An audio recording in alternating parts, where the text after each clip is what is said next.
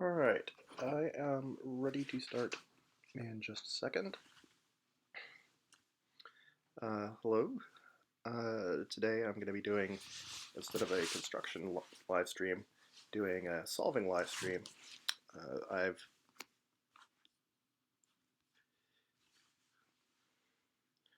And I also need to turn off my microphone somehow, or my headphones.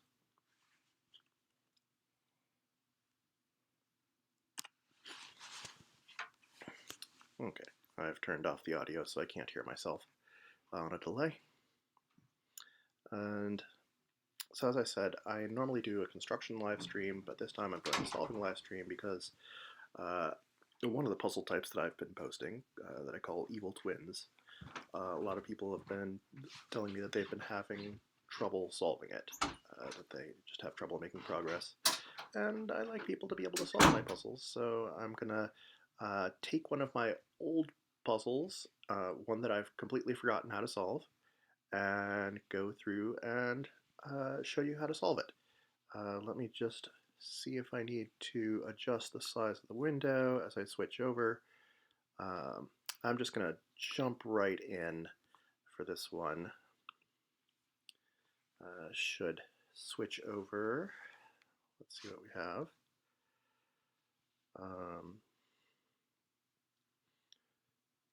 Please check. Getting some stream warnings. So, okay, that's small. Let me resize the this in the window. I might have to pause the stream for. Alright, apologies for the interruption there. I needed to set my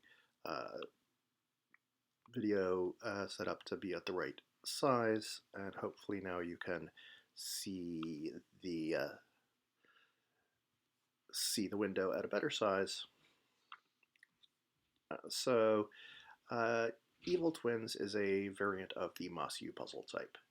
And I am going to, for the most part, assume that you know what a Masyu is, but there are instructions here at the top of the puzzle.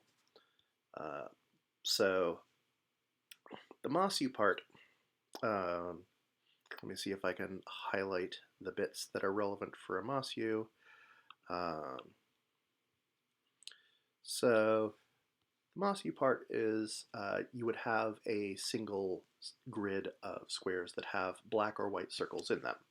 And the Masyu part is draw a single closed loop on the one grid that has vertical and horizontal lines passing through the centers of some of the squares.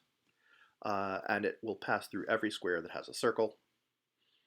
Whenever the loop passes through a black circle, the path will make a 90-degree turn in that square, and then continue on a straight line for at least 2 squares in both directions.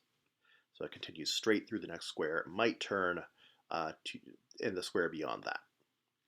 And whenever the loop passes through a white circle, the path will go straight through that square, but it will make a 90-degree turn on at least one or both of the adjacent squares along that path. And for the Evil Twins variant, I have 2 side-by-side grids that have the same arrangement of circles, but I've not colored in the circles. Each of these circles could be black or white, but for the same circle in the 2 grids in the same place, one of them will be black and one of them will be white. And so you have to figure out how to color each of these and make this work for both grids. And that there will be a unique solution that works with the 2 grids at the same time. So what I'm going to do is basically just go through and make deductions. And I'm going to start with the Masyu part, and occasionally I will sort of step back and see what that means for the deductions of what colors you have, sort of the Evil Twins part of it. And as we come up with different sorts of rules of thumb, which is what you have to do in a logic puzzle like this to be able to solve larger puzzles, is that when I come across a rule of thumb, I will record it in text below the grid, so I'll be sort of navigating around. So one of the things, in general, the black circles are more helpful than the white. So one rule of thumb, and let's see what, let's put in, just setting the font here. So if, it doesn't need to be that large. And if you are having trouble reading the text that I'm typing here, hopefully I'll be able to give you a transcript later. So if a black circle, so whenever you have a black circle, the path must go through that black circle. It must go 2 squares in each of 2 perpendicular directions, because it's going to turn 90 degrees in that square, which means it must go 2 squares to the left or right, and it must go 2 squares up or down. So one thing is, in fact, let me do a couple of headings down here. So Masyu deductions, do that one centered, Masyu deductions, and Evil Twins.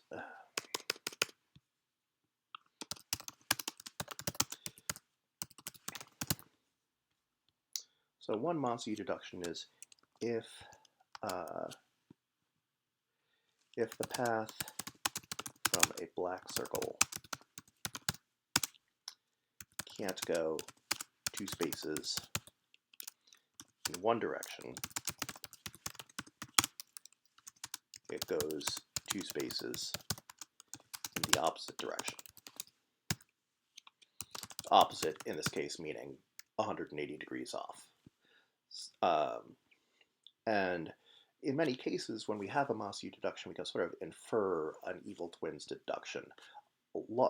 Another thing to remember is that with pretty much every logic puzzle type, fundamentally, the inferences you're making are what in mathematics you would call indirect logic. That it's not so much if A is true, then B is true. It's if A is not true, and that leads to a contradiction, well then A must have been false.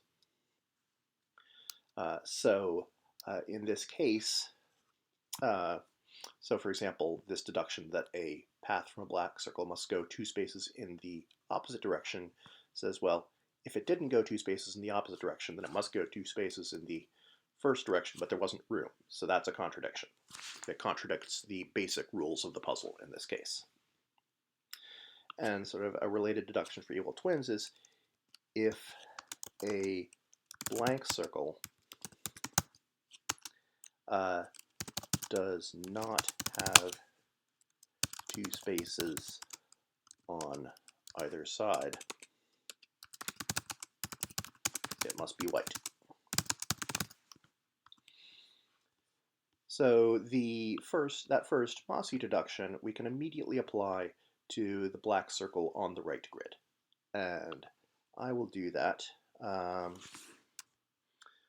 have to be careful here because I don't want to accidentally fill in, have the path that I draw be shaded.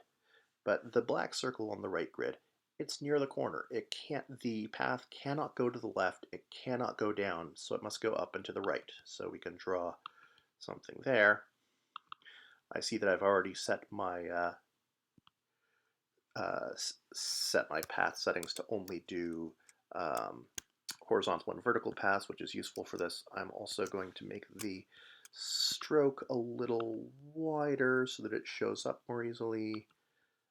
Let's go for a whopping, how's that? No, let's go all the way to 5 pixels.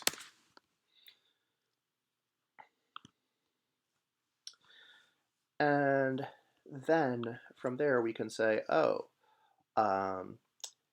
the circle that is immediately to the right of that black circle in this grid, need to, how do I get,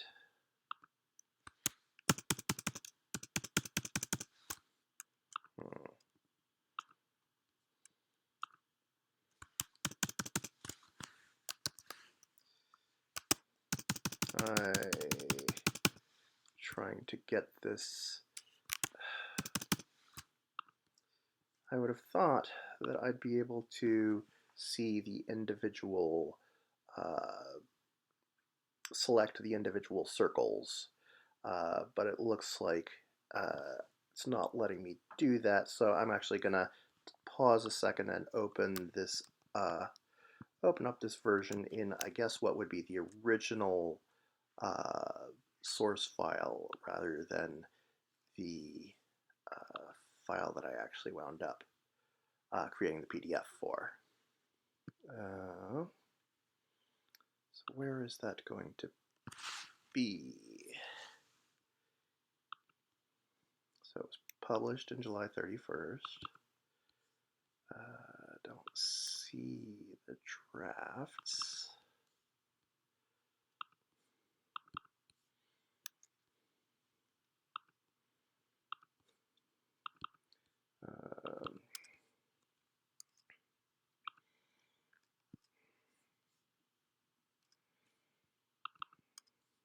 I do wish that Inkscape's file browser had a better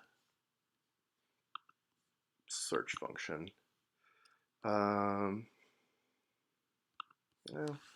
let's try that. Evil Twins.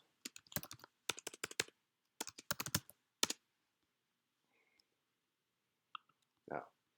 Alright, let's go and search up here. Evil Twins SVG.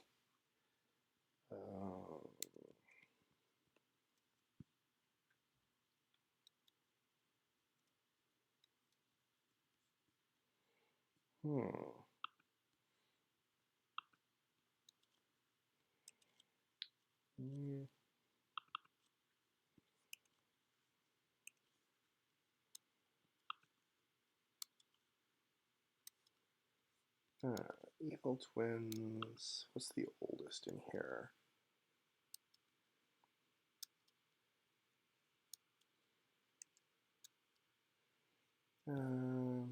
Oh, I can probably.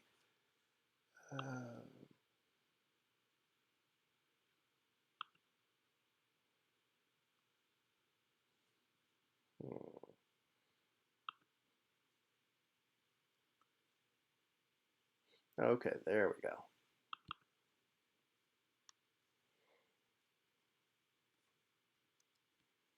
I'm just realizing that. Alright, this is digital. The file is so old that I need to sort of import it weirdly. Let me change the source window then, I guess. Sorry, the messing around behind the scenes is a little bit tedious. Alright, change the window. Let's open this wider. Hide the tabs on the right. And it doesn't need to be that big. And let me copy in the deductions that I had had over here. Well, I'll copy this text.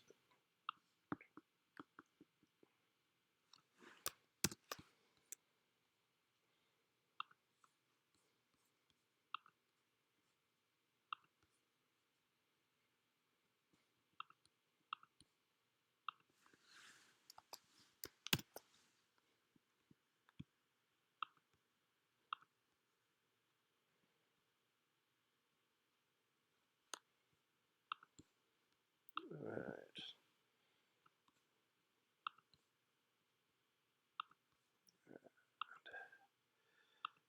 12 points.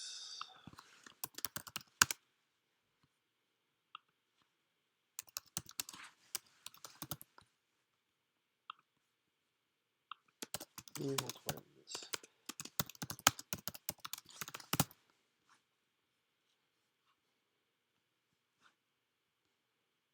Alright, now I'm going to go back to drawing the path.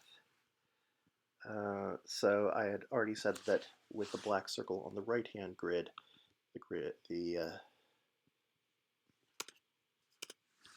think I may need to tweak some settings in this one, turn off this grid so that it doesn't try to snap all of my selections to the grid. And also want to change the width of that line.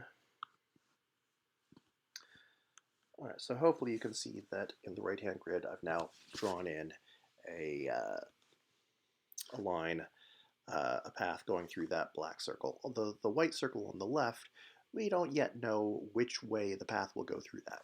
No, the path goes through that and it goes straight through, but it could go horizontally or vertically as far as we know.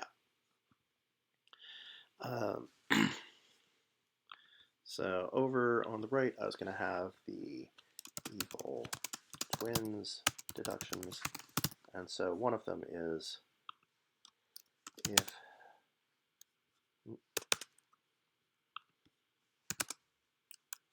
a circle doesn't have room for two spaces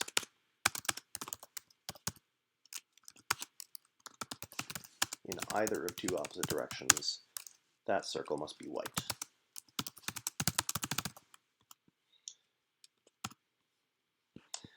But our next deduction isn't, we don't even need to go that deep because we now have the circle on the right that is immediately to the right of the black circle. Well, now that we've drawn the path, that circle cannot be white because the path goes straight through it. Sorry, it cannot be black because the path goes straight through it. So we're going to have to make that circle white. And in order to keep these distinct from what I've already put down, I'm going to color in the cells that I know to be white. I'm going to make them yellow. And the circles that I know have to be black, I'm going to make a dark gray. And having determined that the circle on the right grid is yellow, we can then take the same circle on the left grid and make it a black circle. So that's going to look like this. And we're going to be doing a lot of working back and forth between these grids. So we can say that in this one, we know that for the black circle on the left-hand grid, it can only extend upwards. It doesn't have enough room below. So it extends upwards. It could go left or right through that square. But that then means that if we look at, and I'm going to, guess I'll use maybe, let's say, aqua to show that a circle that I'm thinking about. This aqua circle is now constrained. It does not have room to go two spaces on either side. If it goes to the right, well, if it goes to the left, it will go off of the edge of the grid. If it goes to the right, then you'll see that it no longer makes a single path, that here the path would branch, and in a Masyu the path is always a simple path. It's a single loop. There are no branches. And so because this doesn't have room to expand in either to the left or the right, we know that that circle must be white, and that the corresponding circle on the right-hand grid, sorry, I'm going to zoom in so I can select that more easily, must be black.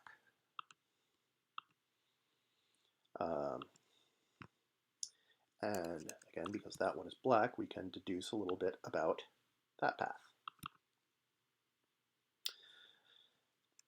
And again, on the left-hand side, we still don't know much about the path, even though we know a couple of the circles. And I am going to, just to, again, make it stand out from the background, I'll color the circle that we knew was white from the start. I'll also make that one yellow. Hopefully the black circle on the right-hand side is clear enough as it is.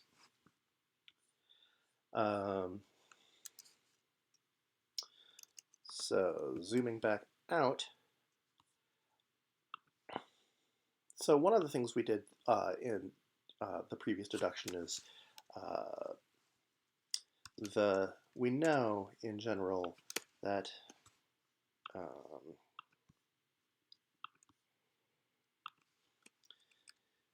the path must be a simple loop. This means that there are no branches and no cut-off portions, because it's going to be a single loop. And a corresponding deduction that we can make is if a circle color would make the path, would make one of the paths branch or cut off, that color is impossible.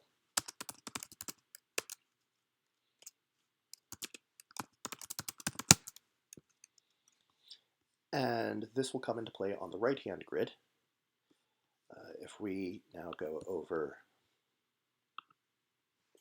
zooming in again, if we go over to this grid here, this circle here, and I'll also look at its counterpoint on the left. So the circle here, if this were a black circle, we again know that the path would have to turn upwards, and suddenly we would have this completely enclosed square of 4 paths.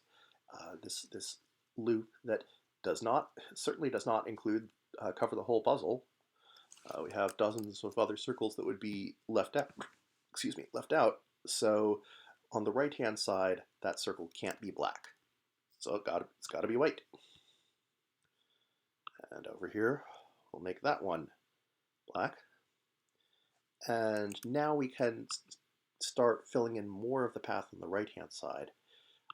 Now that we have these 2 black circles next to each other, we know that they have to go, that horizontally they must go away from each other. No, I don't want that to be shaded.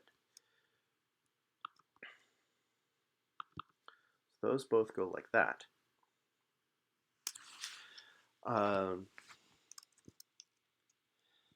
And now I'm going to do some more. So as I'm going through, I'm seeing a few different things that we can make deductions about. A couple that we can sort of classify as under the same thing are this circle in the right-hand grid, or the circle down here in the left-hand grid. Both of those are too tightly constrained in one direction for them to be black. On the left-hand grid, it is too constrained vertically, and on the right grid, it's too constrained horizontally. So the one in the left grid here must be white, and the one on the right-hand grid up there must be white, and so their counterparts must again be black. I'm probably using more than one shade of gray to represent these. That's fine. And so we'll find that in a puzzle like this we can jump around a lot, and there may be more than one place to make deductions. This was especially the case in my earlier puzzles when I was just trying to make a puzzle that worked and not necessarily trying to make the tightest puzzle possible. So we can do some more path-related deductions. Whenever we have a black in the rear edge, we can extend that. Now on the left-hand side, we know that it's going to go to the right, but if it goes down, then we'll have another cut-off small loop. So that one goes up.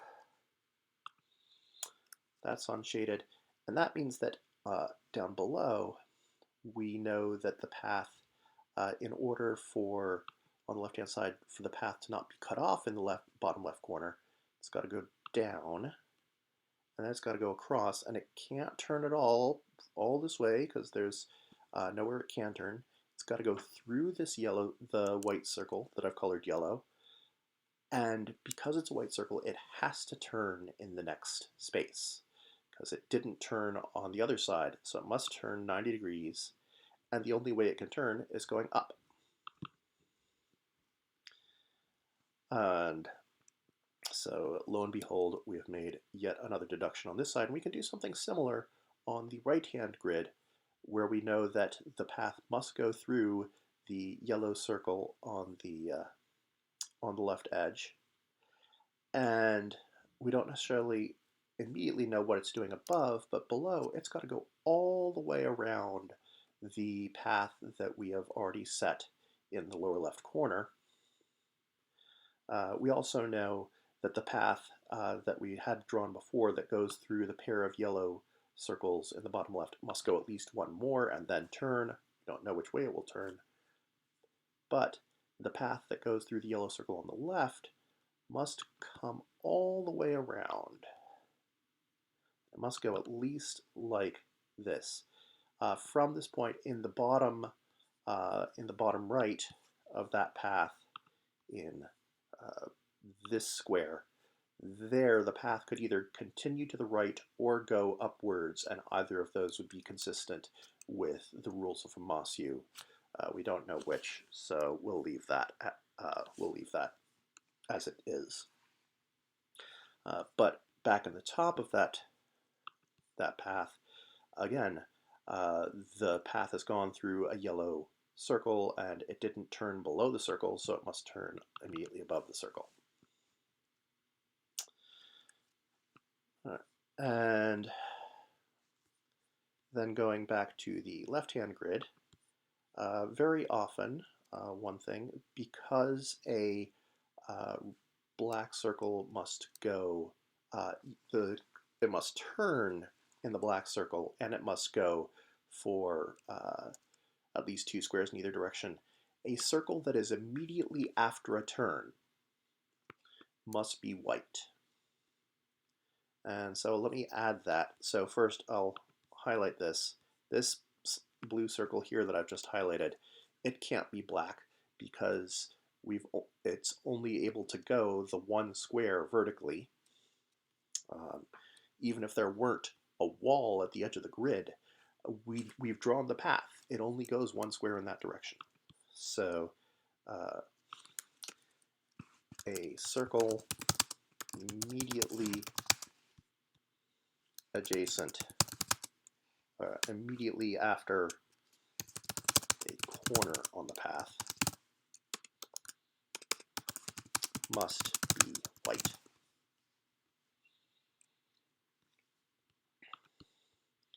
In other words, the blue circle that we just highlighted, I'm going to make it yellow, and correspondingly its counterpart in the right-hand grid must be black. So on the left-hand side, we know that this is going to go straight, and on the right-hand side, we know, well, it's black, it only has these 2 places it can go.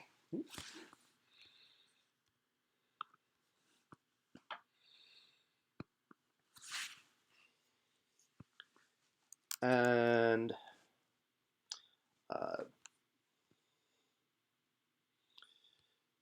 another application of this rule that a circle immediately after a corner must be white.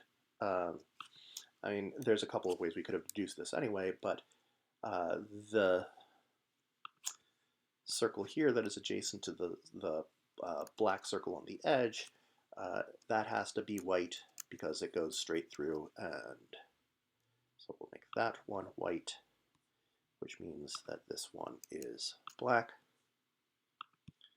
And we can draw another bit of the path there. Now, going back to the right-hand grid, this circle here, this circle can't be white because if it goes straight through, it's going to run into excuse me. If it goes straight through, either horizontally or vertically, it's going to run into the path that we've already drawn and cause more branching. So it must go, it must be a black circle. And whenever you have a circle that winds up being in a corner like this, it must be black.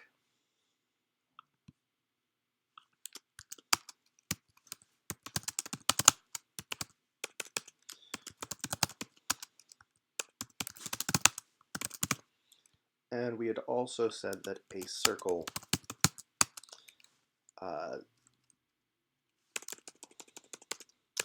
if the path already goes straight through a circle, it must be white.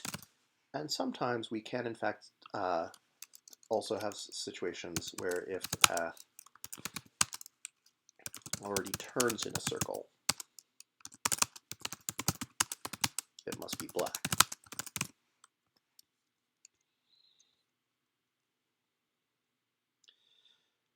So knowing up here that the blue circle must in fact be a black circle, we can fill that in. We can fill in yellow on the left-hand side, and we can draw some more of the path on the right.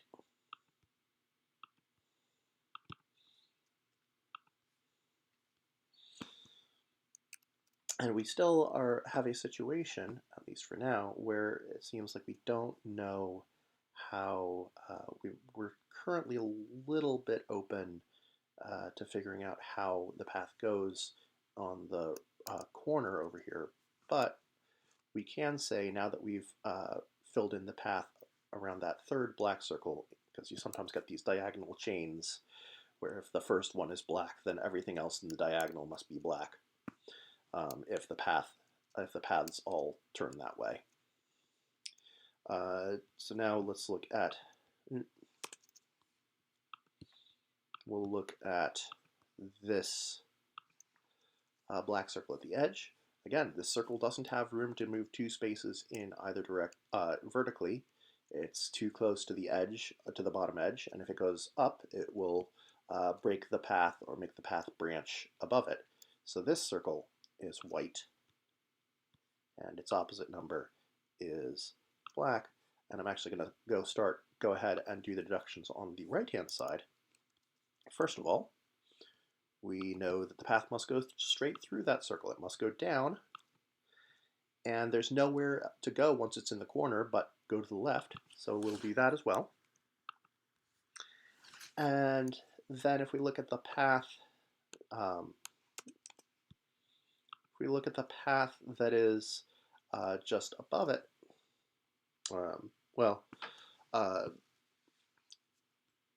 the one that comes over here, the bottom right part of that path only has one way it can go now. It can't go up, it can't go to the right, can't double back, so it must go down and join with the other path. And so, again, the path must be a simple loop, so we know that none of the choices that would have broken the simple loop can be the case, so it must have gone down. And we can also say that with the black circle in the middle of the bottom row, if the path went to the right, then the path would get cut off in that corner because there's no other paths that it can join up with now. So the path must go to the left through there, and we've been able to fill in most of the bottom row there. We also know now which direction the path must turn after the 2 white circles in the next row. It can't go down now because we've filled in the path there, so it must go up. Going back to the left-hand grid, well, we now have this black circle near a corner, so we can immediately fill in the path through that, making a corner. And we also know that the left end of that path, we can't go to the left because we'd hit another path. We can't go down because we'd be cut off, so it must go up. And we know that it's going to go up vertically into a white square, or white circle, so it must go straight through that as well.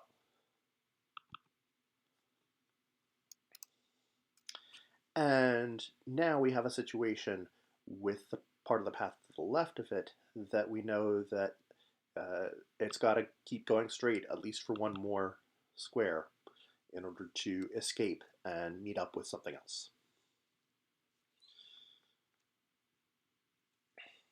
Great. Now, looking around, got to figure out what our next deduction is going to be.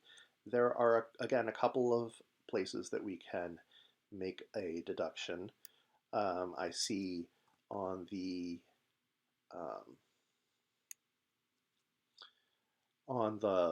left column of the right-hand side, we have a circle that's in a corner, which we know must be a black circle, but I'm going to go over to the right-hand side and look at this one. Again, we know that that has to be, it doesn't have room to go to the left or to the right, so it can't be black, it must be white.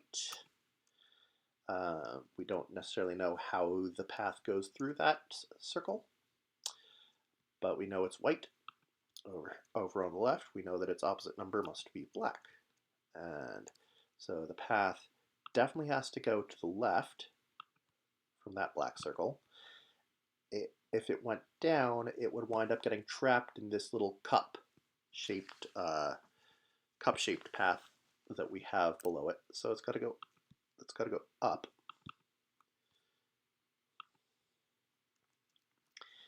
And now that we've done that, we have the path now goes straight through the circle to the left of that black circle, so that must be a white. And the one over here must be black. And this is not a hard and fast rule, because sometimes, I don't know, it can be a hard and fast rule, in fact, is that if you have, in this case, we had two circles that were next to each other, and they were also very close to a wall. That if you go in that direction, either the next space or one space further, you reach the edge of the grid.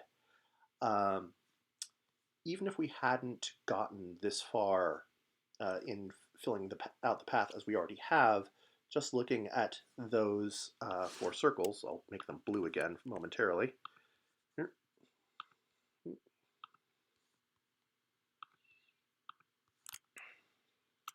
Just looking at these four circles, we know that we know that one of the two on the right of each grid, one of them must be black and the other one must be white.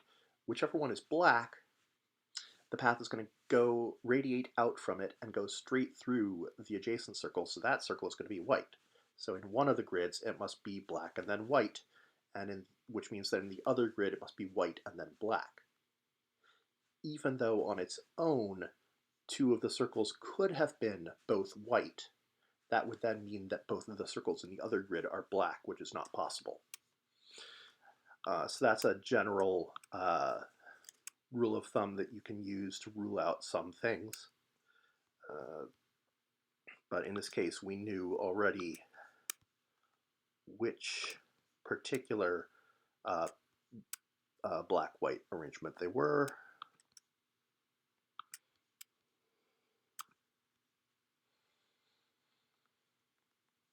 All right, and in the left-hand side, I'm going to do a little bit more path logic.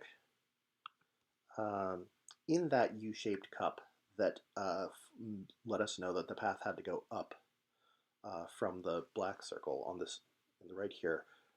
On the left side of that cup, we can't go to the right because the only way that we'd be able to proceed is to then join up with the right side of that cup and form a cutoff square.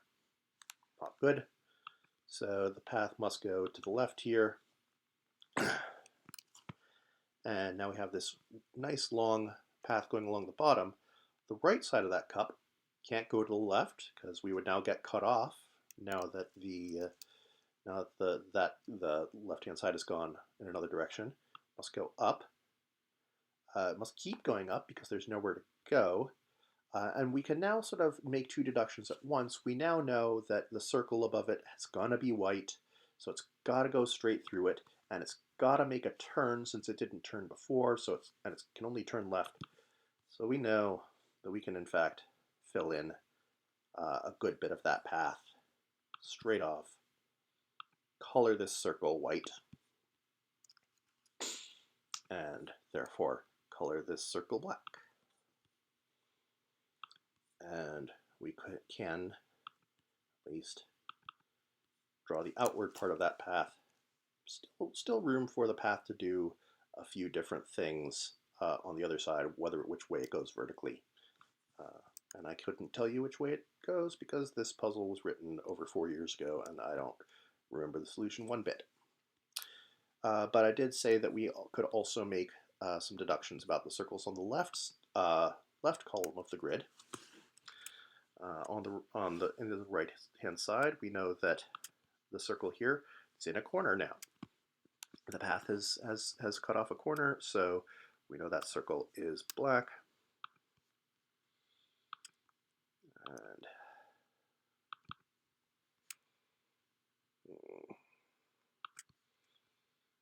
it makes a right angle turn there, and on the left hand side the corresponding circle is white. So the path will go through that circle and turn and not be shaded. And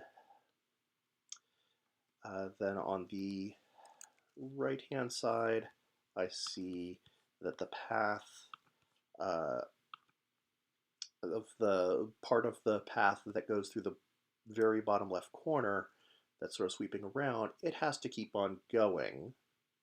And the first circle it reaches cannot be black because it doesn't have room to turn.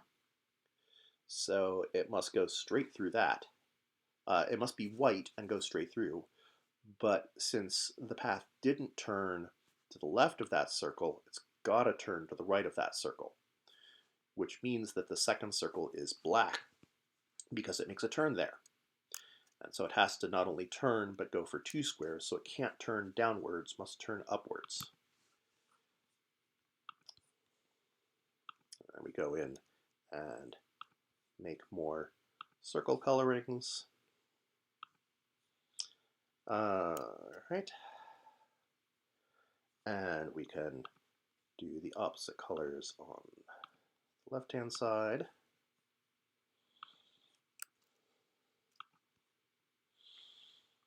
And we can fill in some of the path through that black circle. We know it can't go to the left because it would break the other path. And now we can do more Masyu logic on making sure that the path doesn't get cut off in the center of the bottom left. We know that there's another U-shaped cup, and the part on the left must now go to the right.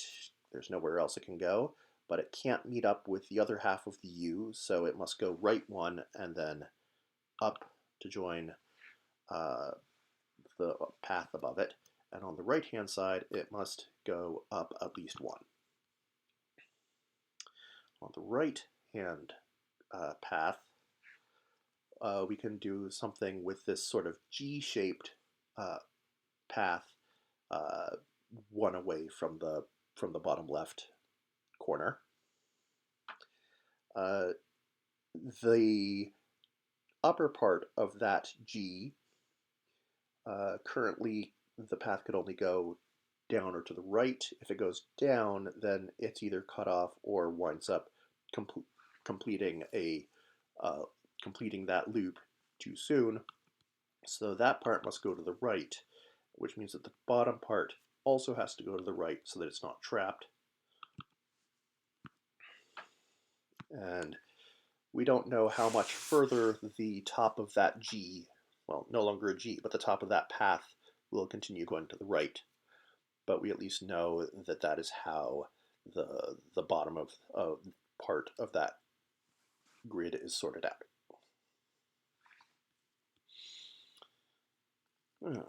And on the left-hand side, we have another another circle in a corner, and so that is again a black circle. We've worked our way up to the top of this grid because it's a fairly small grid.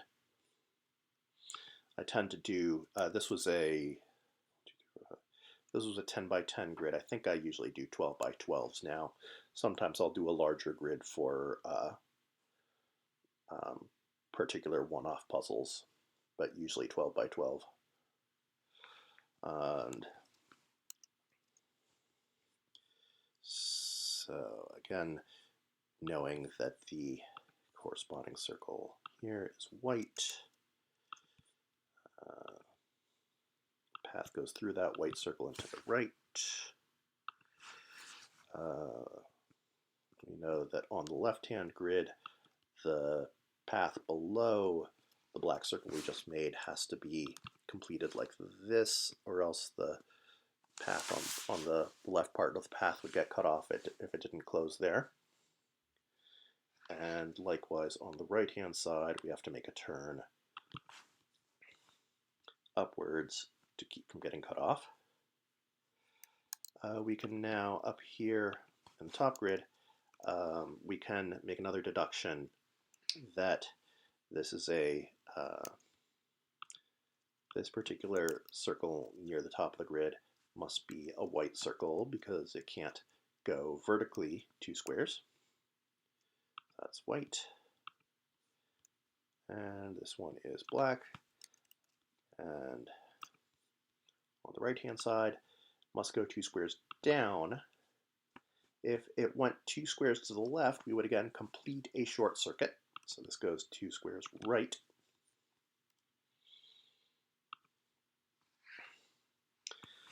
And we've created another, having drawn the path that way, we now have another cornered circle. So that cornered circle is black as well. And the path will have to turn the same direction. And then going to the left-hand side, we know that this other circle is also white, but we still don't know much about how the path is going to work, except that we can say in the upper part, if we look at this circle, which we know is white, but just to distinguish it, if the path went vertically through that circle, the only way the left part of this loop could then be continued is to go to the right and form another completed circle. Just to illustrate, if it went up, it would then have to join here, which creates a cutoff circle. That's not good, a cutoff loop. So that means that if it can't go vertically, it must go horizontally. And we can again figure out, okay, it goes horizontally and it must turn here. And now below it, the lower part of that path, we have to keep going to the right because we've been put into a bottleneck. Keep going to the right. We run into a white circle, so we have to continue one more, and it's going to turn left or right here. And up on the upper part of the right-hand grid, the loop, even without knowing any circles, just to not be trapped, we must go up, and then we must go to the right, and we must go at least past where we already know the black, or the second part of that path is, because it can't meet back up with it. We can also extend the bottom part of that, must go to the right. The next circle cannot be a black circle. There's no room for it to go vertically, so it must be white, must continue. And then since that was a white circle, it must turn. So it's a black circle, and And if it's a black circle, it can't go up because there's not enough room, so we must go down again. And at this point, we're getting quite close to having this puzzle effectively finished.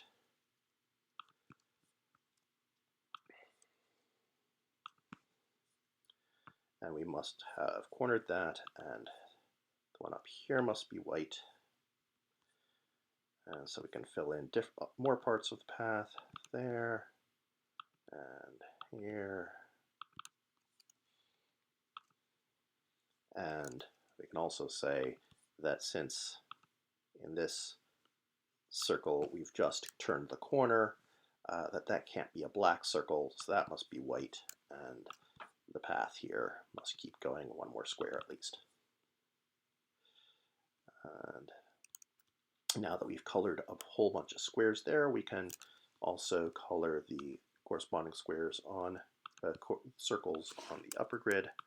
So let's say we had 3 white circles must turn into 3 black circles, and these 2 black circles must become 2 white circles. So the easiest thing is we know that the one that's in the black circle in the center that's against the top row must go down, and so the ones in the next row to either side of it must both go outward from that bit of path we just drew. So one case goes like that and also goes down. Both of them must go down. This one goes to the right. And we can do more logic about making sure the paths don't get cut off up here. So the black circle that was in the top row has to go to the right because there's now nothing to the left that it could connect to. Down. Below it, this path that we already had must go down, and then up at the top here where we had come down from the central black circle must go down at least one more. And we then know that the circle here can't be a black circle, nowhere to go horizontally, so it must be a white circle, and we can draw more of the path going down and to the left, and above it the path can't go down because then we would have a short loop, so it goes to the left, and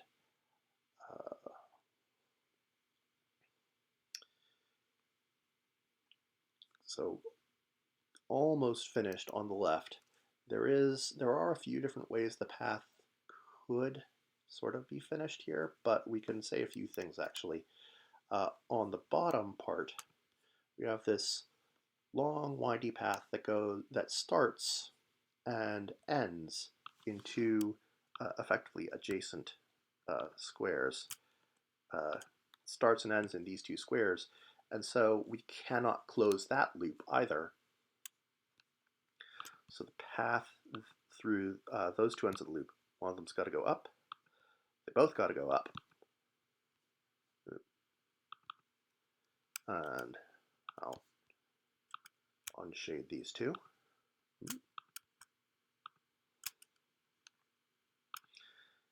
And that circle that the path just entered, well, that can't be a white circle anymore because the path can't go straight through. It would run into the path above it.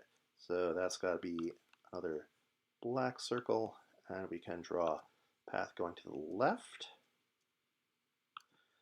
And then there's only one way to get that to meet up with the rest of the path in there.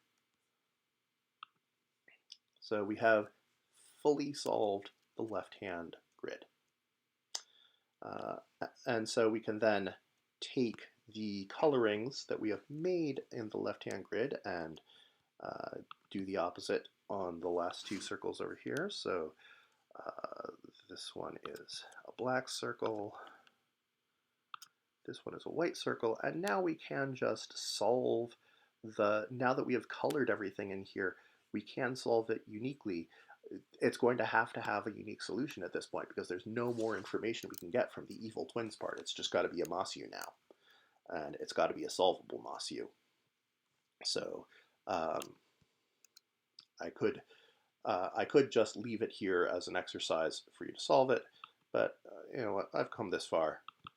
I'll go through and figure out how to solve this. So that's got to go there. This has to go up. Can't go down. This has got to go down.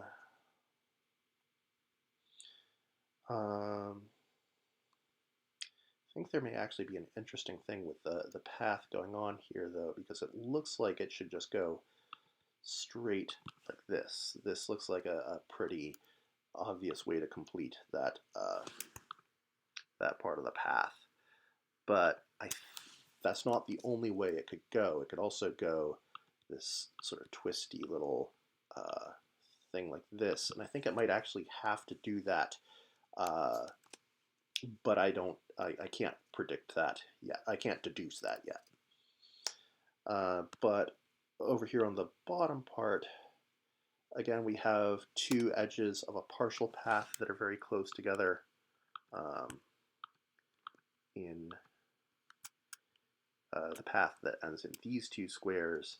So the path, the lower part of the path must keep going to the right in order to escape. And it must keep going to the right, so it must go like that. And so above it, it must go to the right. And okay, now we know that it can't go another square to the right because that would complete a path too soon again. So then we can do those, and for some reason it's now behind the other the circle that's already there, but that's all right. You can use your imagination. All right, so that is a puzzle, an Evil Twins puzzle that I've just walked through. Hopefully that was informative, but I also know that there are some rules of thumb that I have developed through writing Evil Twins puzzles that I did not get to show you in here. The circumstances just didn't arise. So I'm going to show you at least one other deduction that I could, one situation. So set this up. No, wait. Square. Could be a pretty normal square.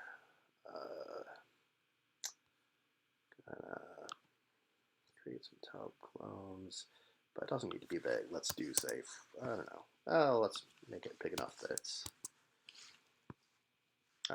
got room for me to set up this situation. So doing a little 5x5.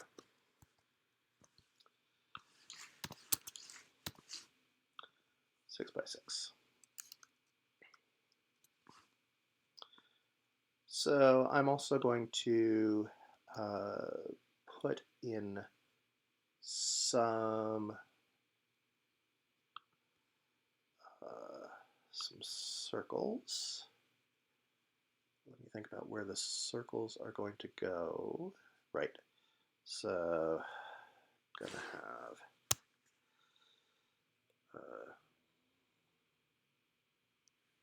don't want it to be that big. But maybe if I blow up, I can.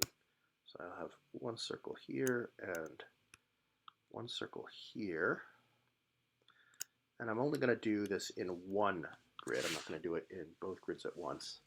And I'm going to assume that I've already have some of the path set up. And I'm going to draw in some of the path that I already know from previous deductions. And make that a much thicker stroke. And again, these two, I'm going to assume that we haven't colored these yet. So these are both, these could be either black or white. And it could also be that we have, I currently have the bottom of this diagram being the edge of the grid, but it could also, like on the left, be up against a path. And the question is, how do we deal with this situation? How do we color these in?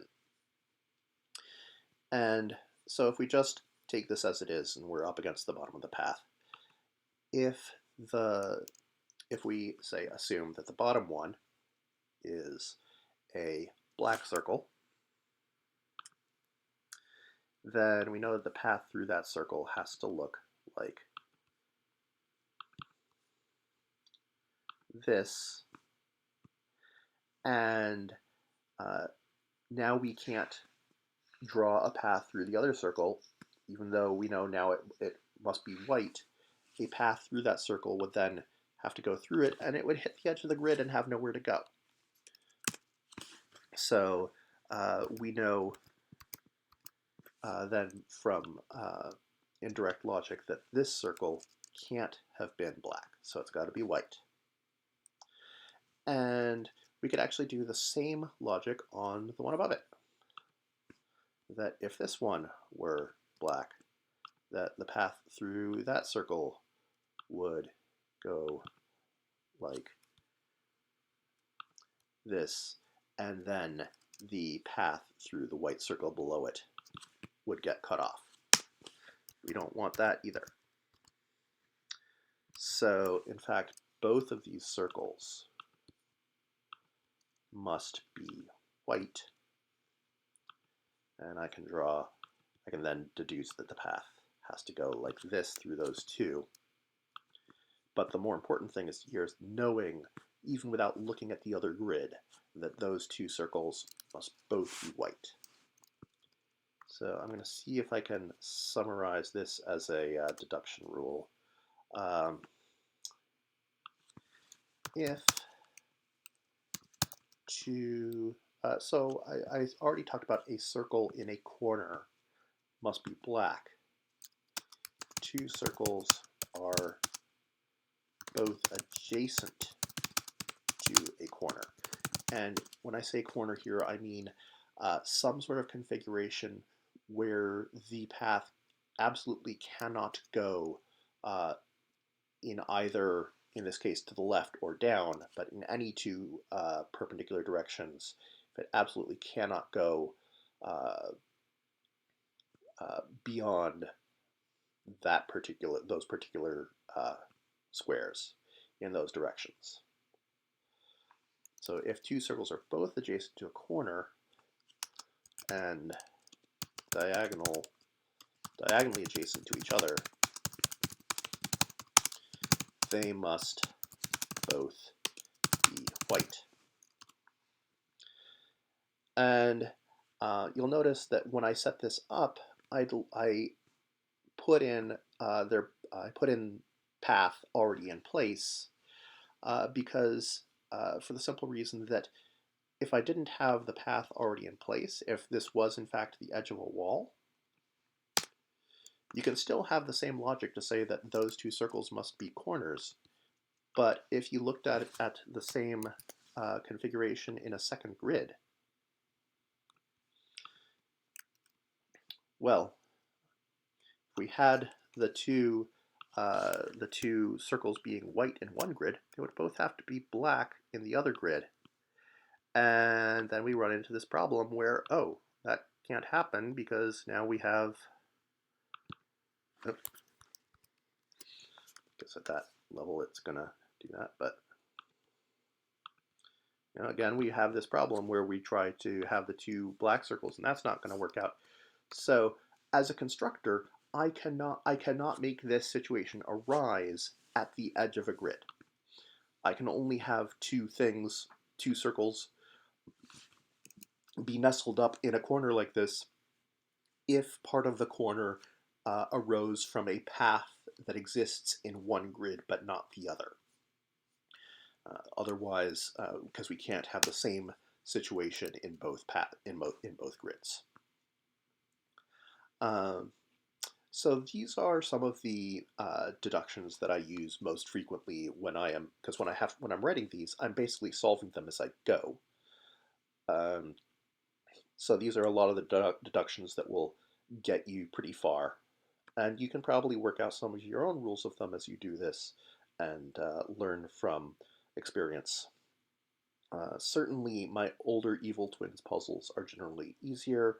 They're on smaller grids, and as I said, I was first concerned with making them just solvable to begin with, and only later worked on how to make them, how to vary the different kinds of deductions that you have to make. One thing that is a challenge, even if you know all the rules, is figuring out where to look for your next deduction. There have been one of the puzzles that people were telling me they couldn't solve was one that I had posted a couple of months ago, and I went and looked at it and I said, okay, I'll solve this, and I got, I don't know, 25% of the way through, and then I got stuck for a while and finally went, oh, okay, over here is where I can make the next deduction. It's just often not clear, especially when it is something like, oh, I've got all these different disconnected bits of path, and it looks like there are multiple choices for how other parts of the path could go, but in order for all of the paths that I already have to line up properly, there's really only, it must go in this direction in this particular part. And that can be very challenging. Using the global requirements of the Masyu path as opposed to the local requirements of what it does through a circle, the global constraints are often trickier to work with. There's also another trick is if you take any region of squares in a Masyu, if I went into one of these grids and I just selected a whole bunch of adjacent squares, and it can be a weird shape, so I'm gonna make a shape that looks like, oops, not a circle. So I've just shaded in I've selected a whole bunch of squares. I'm going to shade it in. Anytime you have a region of squares like this, the number of times that the path crosses the edge of that region must be an even number. Because every time it enters, it also has to exit at some point. And if you were to go and count the number of places on the boundary of this weirdly shaped blue region that pass through the grid, there are 1, 2, 3, 4, 5, 6, 7, 8 times that the boundary is crossed in different parts of the path. And this is sometimes useful if you've got some weird configurations where you say, okay, I've got a bunch of partial paths and some of them could converge, but some of them could turn away. Knowing if you can sort of draw a box and say, well, I've got to get an even number of lines crossing the edge of this box, that means that one of these has to turn away, sort of thing. Being able to spot those situations and apply that can be pretty tricky. And being able to also do that on the Evil Twins side and figure out what that means for the coloration of circles is an extra layer of trickiness. That's one of the things about these, one of the things that I enjoy about writing these logic puzzle variants is that as a solver, I often find that I just sort of get into a groove of this is what solving a Masyu feels like. And it can be interesting, you know, there are constructors who will sort of have a nice little, like, this is the overarching theme of what you're going to be doing in this puzzle, or making a particular arrangement of the circles. But it can feel pretty familiar that there are the same sets of rules that I apply when I solve a Masyu. And when I say rules, I mean more heuristics, not just the rules of the logic puzzle, but things that I have learned to spot. Oh, there's this configuration of circles. It's going to come out like this.